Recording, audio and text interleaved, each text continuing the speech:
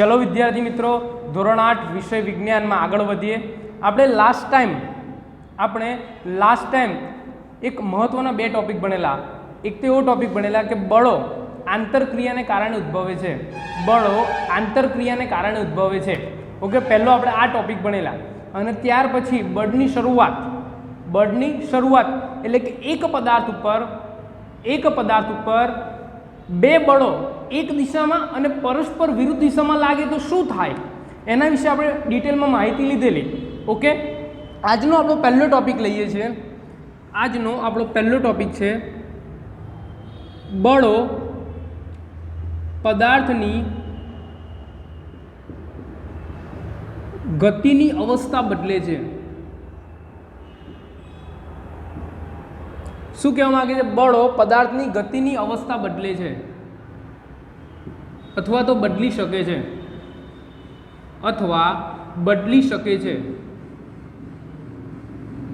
હવે આ વસ્તુ કઈ રીતે પોસિબલ છે સાહેબ એ તો સમજાવો। બળો પદાર્થની ગતિની અવસ્થા બદલી શકે છે અથવા તો બદલે છે, કઈ રીતે પોસિબલ છે? ચલો પહેલાં તો એક નોર્મલ ઉદાહરણ દ્વારા તમને સમજાવું। હવે માની લો કે અહીંયા એક ક્રિકેટ બોલ છે। શું છે? ક્રિકેટ બોલ। અહીંયા શું છે? ક્રિકેટ બોલ છે। હવે આ ક્રિકેટ બોલ એક સમતલ સપાટી પર રાખવામાં આવ્યો છે। આ ક્રિકેટ બોલ છે એ ક્રિકેટ બોલને એક સમતલ સપાટી પર સ્થિર રાખવામાં આવ્યો છે। એટલે કે આ બોલને એમને એમ રાખવામાં આવ્યો છે, એની પર કોઈ જ પ્રકારની પ્રોસેસ કરવામાં આવી નથી।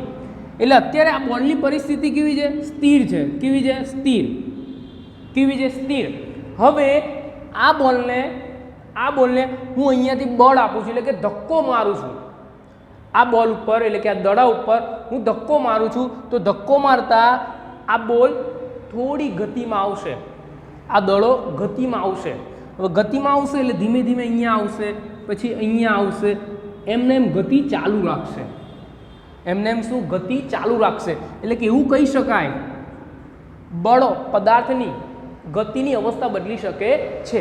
આપણો પદાર્થ કોણ હતો? બોલ એટલે કે દડો। એની પર આપણે ધક્કો માર્યો, બળ લગાવ્યું એટલે જે દડો હતો એ પદાર્થ ગતિમાં આવે છે। શેમાં આવે છે? ગતિમાં। હવે ગતિમાં આવે એટલે એવું કહી શકાય કે બળો પદાર્થની ગતિની અવસ્થા બદલી શકે છે। ક્લિયર આટલું? ઓકે, હવે બીજી ઘટના, આ તો મેં સ્થિર દડાની વાત કરી। શેની? સ્થિર દડાની, એટલે કે બોલ। ચલો હવે ત્યાર પછી આ બોલ ગતિમાં છે, આ બોલ શેમાં છે? ગતિમાં છે, આ દડો ગતિમાં છે। અહીંયા હું ભૂલથી મારો હાથ લાવી દઉં। શું લાવી દઉં? હાથ। અને હાથ લાવીને તરત જ હું આ હાથ ખેંચી લઉં તો શું થશે? અહીંયા હું મારો હાથ લાવી દઉં, અને હાથ તરત જ ખેંચી લઉં તો શું થશે? આ બોલની ગતિ તો થોડી ઘણી ચાલુ રહેશે, પણ એની જે ઝડપ હતી, જે ગતિ હતી એ શું થઈ જશે? ધીમી થઈ જશે। શું થઈ જશે? ધીમી। ક્લિયર? હવે આ જે ગતિમાન દળો છે એ ગતિમાન પદાર્થ ઉપર હું ગતિની દિશામાં બળ લગાવું, ગતિમાન પદાર્થ ઉપર એટલે કે ગતિમાન દળો છે એ ગતિમાન દડા ઉપર હું ગતિની દિશામાં બળ લગાવું તો શું થશે? ગતિની દિશામાં હું બળ લગાવીશ તો શું થશે? એની ઝડપમાં એટલે કે દડાની ઝડપમાં શું થશે? વધારો થશે। શું થશે? દડાની ઝડપમાં વધારો એટલે કે આ બોલની સ્પીડમાં શું થશે? વધારો થશે। ક્યારે વધારો થાય? કે જ્યારે હું એ ગતિમાન પદાર્થ કે ગતિમાન દડા ઉપર અને એ જ દિશામાં બળ આપું છું, કે જે દિશામાં એ ગતિ કરી રહ્યો છે એ જ દિશામાં હું શું આપું છું? એની પર પાછળથી બળ લગાવું છું, ફોર્સ આપું છું, એટલે એની ઝડપમાં શું થશે? વધારો થશે। અને જ્યારે હું અહીંયા હાથ લાવી દઉં વચ્ચે અને તરત જ હાથ ખેંચી લઉં તો એની ઝડપમાં શું થશે? ઘટાડો થશે। કેમ? કારણ કે બોલ થોડો ઘણો હાથ સાથે શું થયો છે? સ્પર્શ થયો હશે, અને હાથ સાથે સ્પર્શ થયો તો એની ઝડપમાં શું થાય? થોડો ઘણો ઘટાડો થાય। હા, કદાચ હું અહીંયા હાથને એમને એમ રાખું તો દડાની જે સ્પીડ છે એકદમ શું થશે? અટકી જશે, એટલે દડો શું થઈ જશે? સ્થિર। હું શું બોલ્યો? અહીંયા હું મારો હાથ એમને એમ રાખું, હાથ લેતો નથી તો શું થશે? પોઝિશન એવી થશે કે આ દડો સ્થિર થઈ જશે। કેમ? આગળ એક અડચણરૂપ વસ્તુ આવી ગઈ, એક પદાર્થ આવી ગયો, એના લીધે જે દડો છે એ દડાને ગતિ કરવાનો માર્ગ મળતો નથી। ક્લિયર?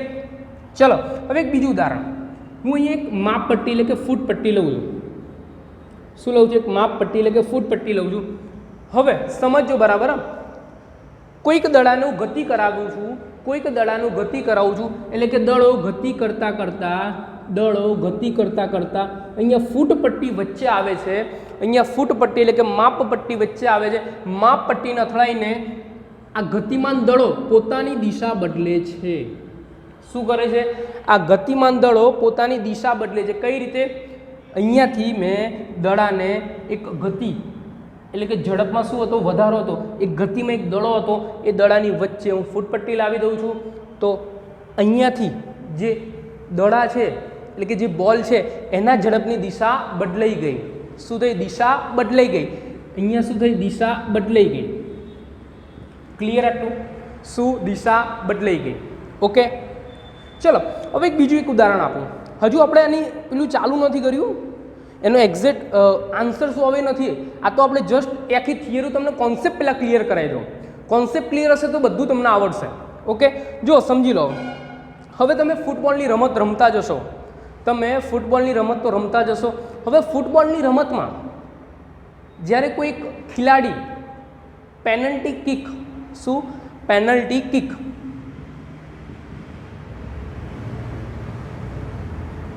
ફૂટબોલની રમતમાં એક ખેલાડી જ્યારે પેનલ્ટી કિક લે છે અને એ જે ફૂટબોલ છે ફૂટબોલના દડા પર જોરથી કિક મારે છે અને કિક મારે અને સામે શું? ગોલકીપર છે. તો અહીંયાથી જે ફૂટબોલના ખેલાડીએ કિક મારી છે એ કિક મારેલો દડો જ્યારે ગોલકીપરની નજીક આવે છે ત્યારે ગોલકીપર જો એ દડાને હાથ વડે રોકશે, એ દડાને હાથ વડે રોકશે તો એની ઝડપમાં શું થશે? ઘટાડો થશે. ઝડપમાં ઘટાડો થશે. પ્લસ અહીંયા જો એ ફૂટબોલનો દડો અહીંયાના હાથે અથડાશે તો એની દિશા પણ શું થશે? બદલાશે. એની ઝડપમાં તો ઘટાડો થવાનો વિદ્યાર્થીઓ, પણ એની દિશામાં પણ શું થશે? બદલાવ આવશે. શું થશે? બદલાવ આવશે. ક્લિયર? ઓકે, કદાચ એ ગોલકીપર છે, એ ગોલકીપર એ દડાને રોકી શકતો નથી અથવા તે ફૂટબોલના બોલને રોકી શકતો નથી. તો શું થશે? એ બોલની જે ગતિ હતી કે ઝડપ હતી એ શું થશે? શૂન્ય થઈ જશે. કેમ? કારણ કે પાછળ શું આવે છે? એક આખી એની જાળી આવે છે. જે જાળીને અથડાઈને એની જે ઝડપ હતી એ કેવી થઈ જશે? શૂન્ય થઈ જશે. Okay, clear? એટલે આ બધા ઉદાહરણ દ્વારા તમે બળ પદાર્થની ગતિની અવસ્થા બદલે છે એ તમે સમજાવી શકો. ક્લિયર? હવે મેઇન પોઈન્ટ ઉપર આવું. આ બધી વસ્તુ છે ને તમારી ચોપડીમાં પ્રવૃત્તિમાં આપેલી છે. ઓકે, શેમાં આપેલી છે? પ્રવૃત્તિમાં આપેલી છે અને એકદમ ઇઝી છે, બહુ ટેન્શન નહીં લેવાનું. ઓકે, ચલો આગળ વધીએ. ત્યાર પછી આગળ વધીએ તો આપણે જાણીએ છીએ કે કોઈ પણ પદાર્થ હોય એની પર બળ લાગે તો જ એ પદાર્થની ગતિની અવસ્થા બદલાય. તો જુઓ ધ્યાનથી, હવે એનો ક્વેશ્ચન કઈ રીતે લખવાનું? પદાર્થની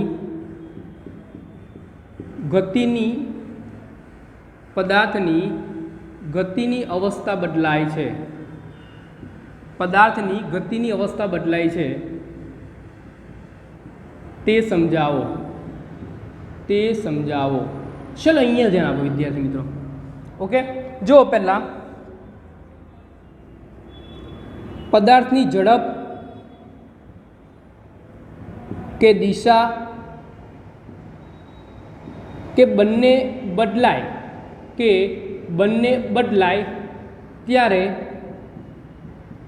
ત્યારે પદાર્થની ગતિની અવસ્થા બદલાય છે.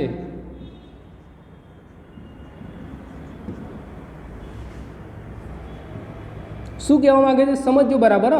પદાર્થની ઝડપ કે દિશા કે બંને બદલાય ત્યારે પદાર્થની ગતિની અવસ્થા બદલાય છે. આપણે હમણાં જ ઉદાહરણ દ્વારા સમજ્યું, ઝડપ કે દિશા અથવા તો ઘણીવાર બંને પણ બદલાય.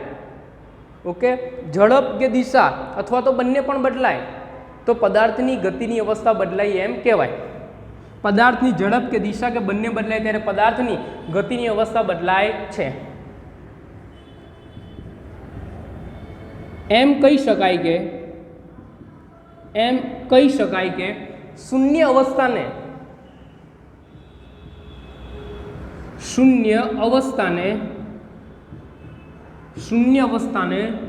શૂન્ય ઝડપવાળી શૂન્ય અવસ્થાને શૂન્ય ઝડપવાળી અવસ્થા પણ કહે છે, અવસ્થા પણ કહે છે. એમ કહી શકાય કે શૂન્ય અવસ્થાને શૂન્ય ઝડપવાળી અવસ્થા પણ કહે છે. ક્લિયર? હવે શૂન્ય અવસ્થા છે ને આપણે શૂન્ય ઝડપવાળી અવસ્થા કહી શકાય. અવસ્થા કહેવામાં એ કંઈ ખોટું નથી, એ સાચું જ છે. શૂન્ય અવસ્થાને શૂન્ય ઝડપવાળી અવસ્થા પણ કહે છે. પદાર્થ સ્થિર હોય કે ગતિમાં હોય, પદાર્થ સ્થિર હોય કે ગતિમાં હોય, બંને ગતિની અવસ્થા કહેવાય છે.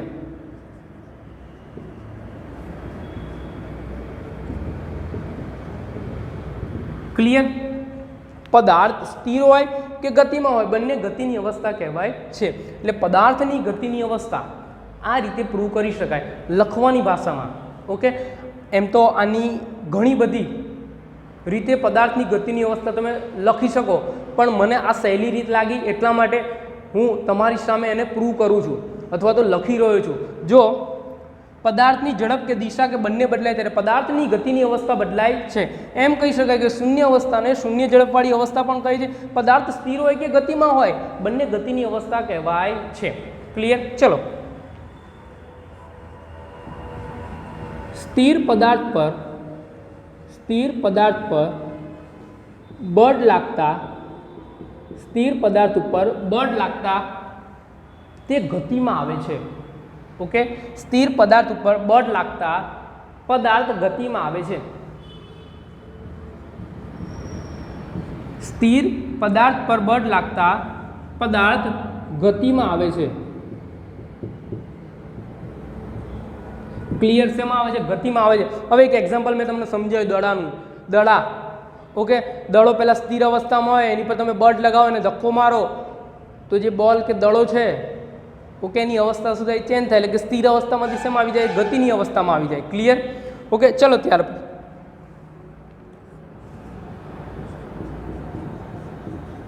ગતિમાન શું? ગતિમાન, જે ગતિમાન પદાર્થ હોય એ ગતિમાન પદાર્થને ગતિની દિશામાં બળ લાગતા ગતિમાન પદાર્થની ગતિની દિશામાં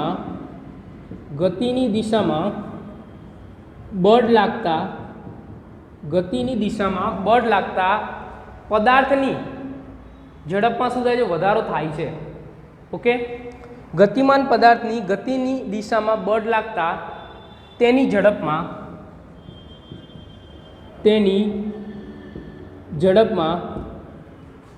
વધારો થાય છે.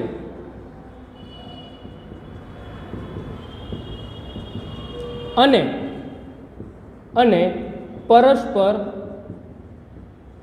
પરસ્પર વિરુદ્ધ દિશામાં શું? અને વિરુદ્ધ દિશામાં ઝડપમાં શું થાય છે? ઘટાડો થાય છે. અને વિરુદ્ધ દિશામાં એટલું લખો ને, ખાલી વધારાનું વાક્ય નથી લખવું. અને વિરુદ્ધ દિશામાં બળ લાગતા ઝડપમાં ઘટાડો થાય છે. ક્લિયર? શું કહેવા માંગે છે? સમજો. ગતિમાન પદાર્થની ગતિની દિશામાં બળ લાગતા તેની ઝડપમાં વધારો થાય છે અને વિરુદ્ધ દિશામાં બળ લાગતા ઝડપમાં ઘટાડો થાય છે. ઓકે, શેમાં? પદાર્થમાં. ઓકે, હવે એક વસ્તુ બીજી સમજાય દઉં તમને. આપણે બોલ એટલે કે દડાની વાત કરી તો દડામાં આપણે એવું શીખ્યા કે પહેલાં સ્થિર અવસ્થામાં હતો, એની પર આપણે બળ લગાવ્યું એટલે ગતિમાં આવ્યો, અને ગતિમાન પદાર્થ થઈ ગયો એટલે ગતિમાન દડો થઈ ગયો. હવે ગતિમાન દડા પર એ બળની દિશામાં તમે હજુ વધારે બળ આપો, એટલે કે ગતિની દિશામાં બળ આપો તો એની ઝડપમાં શું થાય? વધારો થાય. શું થાય? વધારો થાય. ક્લિયર? સમજી ગયા? ઓકે, ધારો કે એક નાનો છોકરો છે, એ નાનો છોકરો રમકડાની ગાડી ચલાવી રહ્યો છે. શું ચલાવી રહ્યો છે? રમકડાની ગાડી. હવે માની લો કે મારી માર્કર પેન છે, એ માર્કર પેન મારી રમકડાની ગાડી છે. હું અહીંયાથી આ જે માર્કર પેન છે એટલે કે આ જે રમકડાની ગાડી છે એને અહીંયાથી હું સહેજ બળ આપું છું એટલે ગતિમાં આવશે.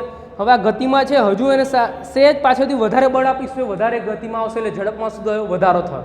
શું થયો? વધારે.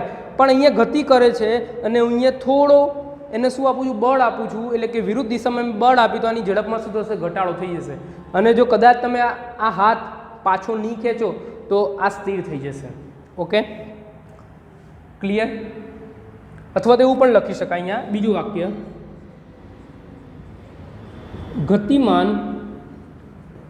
ગતિમાન પદાર્થ પર બળ લાગવાથી, ગતિમાન પદાર્થ ઉપર બળ લાગવાથી ગતિની દિશા બદલાય છે. ગતિની દિશા બદલાય છે. ક્લિયર? સમજમાં આવી ગયું? ગતિમાન પદાર્થ ઉપર બળ લાગવાથી ગતિની દિશા બદલાય છે. ક્લિયર? આટલું ઓકે, એકદમ ઇઝી છે, આવડી જાય. આટલું તમારે લખવું પડે. પદાર્થની ગતિની અવસ્થા બદલાય છે તે સમજાવો. એમાં તમારે આટલા પોઈન્ટ લખો એટલે પૂરેપૂરા માર્ક્સ આવે. અને બીજા એક્ઝામ્પલ જે મેં તમને શરૂઆતમાં શીખવાડ્યા એ. ઓકે, આ ટોપિક લખી નાખો, ત્યાર પછી આપણે બીજા ટોપિકની શરૂઆત કરીએ. આ એકદમ સહેલો ટોપિક છે. ઓકે વિદ્યાર્થી મિત્રો, તો પહેલાં લખી કાઢો.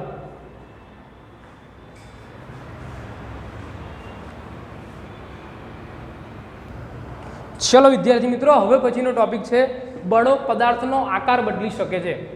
બળો પદાર્થનો આકાર બદલી શકે છે. પહેલાં આપણે શું શીખ્યા? બળો પદાર્થની ગતિની અવસ્થા બદલી શકે છે. ઓકે, કોઈ પણ પદાર્થ હોય એ પદાર્થ ઉપર બળ લગાડવામાં આવે તો એની ગતિની દિશા બદલાય, એની ઝડપ બદલાય, અથવા તો ઘણીવાર દિશા અને ઝડપ બંને બદલાય છે. હવે પછીનો પોઈન્ટ છે બળો પદાર્થનો આકાર બદલી શકે છે. બળો પદાર્થનો આકાર બદલી શકે છે. સાહેબ આ કેવું કે બળો પદાર્થનો આકાર બદલી શકે? તો જો અહીંયા કેટલાક ઉદાહરણો છે, એ ઉદાહરણો દ્વારા તમને સમજાવું કે કઈ રીતે બળો પદાર્થનો આકાર બદલી શકે. ત્યાર પછી આપણે એના રિલેટેડ આખી થિયરી લખીએ. ઓકે, તો અહીંયા તમે ચેક કરી શકો છો કે અહીંયા પરિસ્થિતિનું વર્ણન લખેલું છે, બળ કેવી રીતે લાગે છે. અહીંયા શું છે? બળની ક્રિયા, ગતિની અવસ્થામાં ફેરફાર અને આકારમાં ફેરફાર. જો અહીંયા પરિસ્થિતિનું વર્ણન, એમાં પહેલાં તો પ્લેટમાં રાખેલો લોટનો કણક, એટલે કે ગુંદેલો લોટ. કયો આવશે? ગુંદેલો લોટ. પ્લેટમાં રાખેલો લોટનો કણક એટલે કે ગુંદેલો લોટ. ત્યાર પછી સાયકલની સીટમાં જડેલી સ્પ્રિંગ. સાયકલની સીટમાં જડેલી સ્પ્રિંગ. તમે જે સીટ ઉપર બેસો છો એની નીચે શું હોય છે? સ્પ્રિંગ હોય છે. શું હોય છે? સ્પ્રિંગ હોય છે. એટલે કે તમે બેસો એટલે સ્પ્રિંગ નીચે દબાય. ત્યાર પછી દિવાલ પર જડેલી ખિલ્લી દ્વારા લટકાવેલી રબર બેન્ડ. શું કીધું? દિવાલ પર જડેલી ખિલ્લી દ્વારા લટકાવેલી રબર બેન્ડ. ક્લિયર? આ પરિસ્થિતિનું વર્ણન છે. હવે બળ કેવી રીતે લાગે? જો અહીંયા ધ્યાન આપો. હવે પ્લેટમાં રાખેલો લોટ એટલે કે કણક હાથ વડે નીચે તરફ દબાવવાથી, હવે ગુંદેલો લોટ હોય, તમે જ્યારે નાના હતા એટલે તમને ખ્યાલ તો હશે જ કે જ્યારે તમારા મમ્મી એ લોટ છે એ ગુંદી નાખે ત્યાર પછી તમે શું કરતા હતા? એના હાથ વડે રમતા હતા. શું કરતા હતા? હાથ વડે રમતા હતા. અને ત્યાર પછી તમે એના પિંડા બનાવતા હતા. એટલે કે ગોળ ગોળ જે પિંડા બનાવીએ આપણે, શું બનાવીએ? ગોળ ગોળ પિંડા. એ પિંડા બનાવો એટલે એના આકારમાં શું થાય? ફેરફાર થાય. એ ફેરફાર ક્યારે થયો? જ્યારે તમે એની પર બળ લગાવ્યો ત્યારે. એની પર ફેરફાર ક્યારે થયો? ત્યારે તેની ઉપર તમે બળ લગાવ્યું ત્યારે. એટલે કે હાથ વડે નીચે તરફ દબાવવાથી એના આકારમાં શું થાય છે? ફેરફાર થાય છે. એટલે તમે ગોળ આકાર બનાવો, ચોરસ બને. ઓકે, એટલે હાથ વડે નીચે તરફ દબાવવાથી એના આકારમાં શું થાય? ફેરફાર થાય. એના આકારમાં શું થાય? ફેરફાર થાય. ગતિની અવસ્થામાં ફેરફાર થતો નથી. એટલે અહીંયા શું આવશે? ના. શું આવશે? ના. એટલે આપણે ગતિની અવસ્થામાં ફેરફારમાં કંઈ લખતા નથી, ખાલી શું કરે? યસ. ત્યાર પછી સાયકલની સીટમાં જડેલી સ્પ્રિંગ. સાયકલની સીટમાં જડેલી સ્પ્રિંગ સીટ ઉપર બેસવાથી તેના આકારમાં શું થાય? ફેરફાર થાય. એના આકારમાં શું થાય? ફેરફાર થાય. પહેલાં કેવું હતું? એકદમ ખુલ્લું હતું અને એની પર તમે બેસો એટલે શું થાય? દબાઈ જાય. દબાઈ જાય એટલે શું થાય? આકારમાં ચેન્જ થાય. એટલે આકારમાં શું થયો? ફેરફાર થયો. એટલે શું આવશે? યસ. અહીંયા શું આવશે? રોંગ. ક્લિયર? ત્યાર પછી દિવાલ પર જડેલી ખિલ્લી દ્વારા લટકાવેલી રબર બેન્ડ.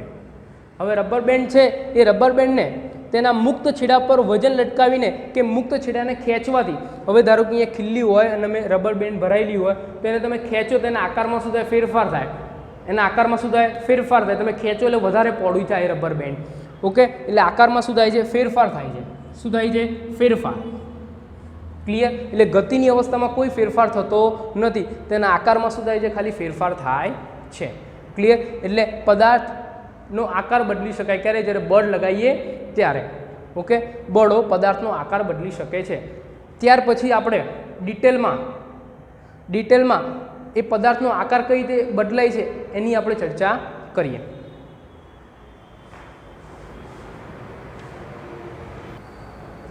ચલો વિદ્યાર્થી મિત્રો, ત્યાર પછી આગળ હવે આપણે જે ઉદાહરણ જોયા એ ઉદાહરણ પરથી આપણને એ જાણવા મળ્યું કે કોઈ પદાર્થ ઉપર બળ લગાડવાથી તેના આકારમાં ફેરફાર થાય છે. અહીંયા લખવાનું, ઉપરના ઉદાહરણ પરથી જોવા મળ્યું કે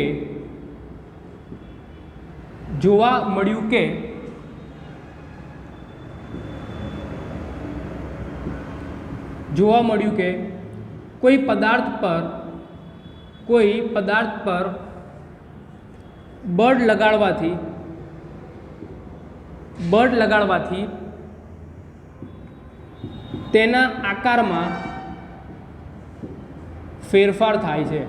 તેના આકારમાં ફેરફાર થાય છે. ક્લિયર? ઉપરના ઉદાહરણ પરથી જોવા મળ્યું કે હમણાં જે આપણે આખું કોષ્ટક બનાવ્યું એ કોષ્ટક ઉપરથી આપણને જાણવા મળ્યું કે કોઈ પદાર્થ પર બળ લગાડવાથી તેના આકારમાં ફેરફાર થાય છે. ઓકે, હવે પછી પદાર્થ પર બળ લાગતા શું પરિણામ મળે છે તે જોઈએ. જો પહેલું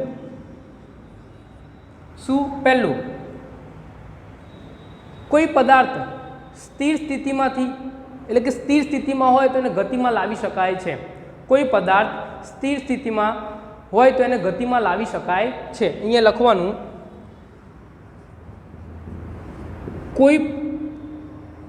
કોઈ પદાર્થ સ્થિર સ્થિતિમાં હોય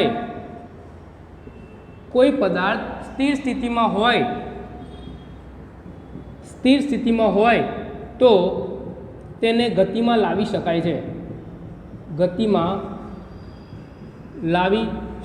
છે.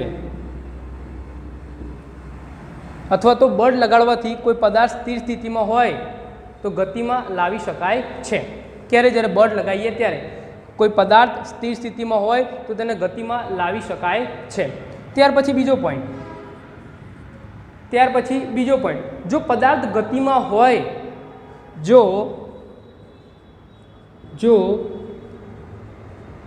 પદાર્થ ગતિમાં હોય તો તેની ઝડપમાં ફેરફાર કરી શકાય. ક્લિયર? જો પદાર્થ ગતિમાં હોય તો તેની ઝડપમાં ફેરફાર કરી શકે છે અથવા તો કરી શકાય. જો પદાર્થ ગતિમાં હોય તો તેની ઝડપમાં ફેરફાર કરી શકે છે. ત્યાર પછી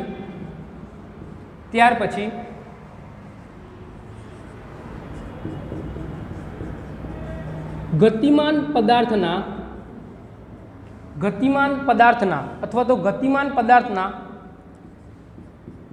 પદાર્થની ગતિની દિશામાં ફેરફાર કરી શકે છે.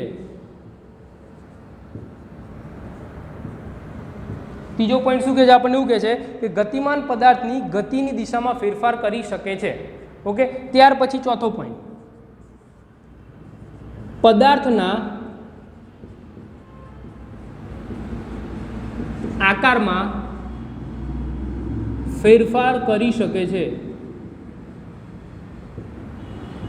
શું? પદાર્થના આકારમાં ફેરફાર કરી શકે છે. એટલે આ મહત્વના 4 પોઈન્ટ છે, એ તમારે પદાર્થના આકારમાં ફેરફાર થાય એ થિયરીમાં લખવા પડે. પહેલો પોઈન્ટ, કોઈ પદાર્થ સ્થિર સ્થિતિમાં હોય તો તેને ગતિમાં લાવી શકાય છે. ત્યાર પછી બીજો પોઈન્ટ, જો પદાર્થ ગતિમાં હોય તો તેની ઝડપમાં ફેરફાર કરી શકે છે. ત્યાર પછી ત્રીજો પોઈન્ટ, ગતિમાન પદાર્થની ગતિની દિશામાં ફેરફાર કરી શકે છે. ત્યાર પછી ચોથો પોઈન્ટ, પદાર્થનો આકાર બદલી શકે છે. ક્લિયર?